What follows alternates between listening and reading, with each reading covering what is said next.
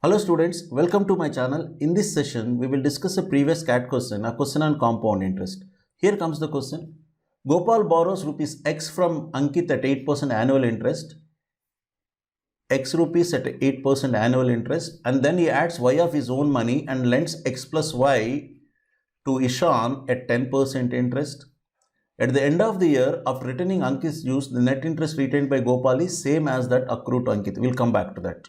On the other hand, had Gopal lent rupees X plus 2Y to Ishan at 10%, the net interest retained by him would have increased by rupees 150. Fine. If all interests are compounded annually, then find the value of X plus Y. Good. Now here we are asking about at the end of year means we have to calculate interest for 1 year. And the interests are compounded annually means the compounding happens second year onwards, at the end of 1 year onwards. So within 1 year, there is no compounding happens. So if that is the case, if interest rate is 8% and the principal is X, what are the interest earned here? 8% of X. What are the interest earned here? 10% of X plus 10% of Y. What are the interest earned here? 10% of X plus 10% of 2Y, that is 20% of Y. 10% into 2, 20% of Y. Now, this is what Gopal borrows from Ankit. So, this much he has to pay to Ankit, this much he will receive from Ishan originally means, what is the difference or what is the interest retained?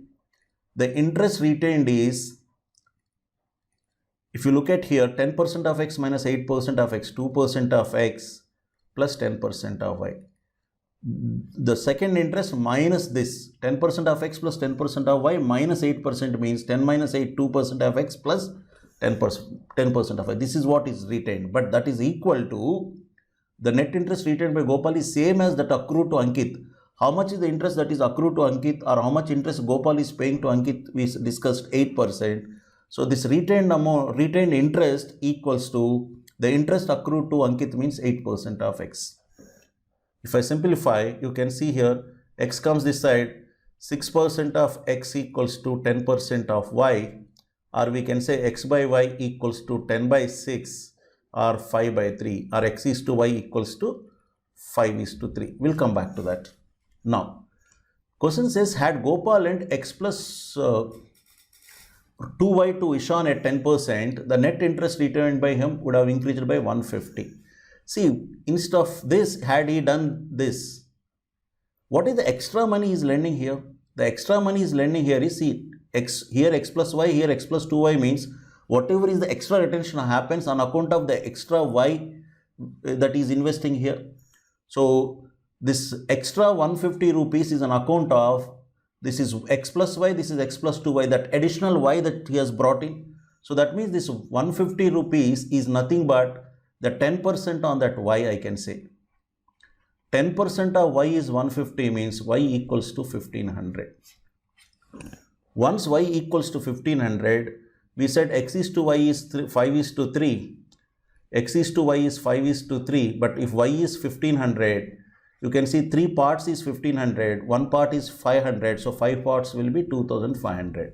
The question is find the value of X plus Y means X is 2500, Y is 1500, the total amount is 4000.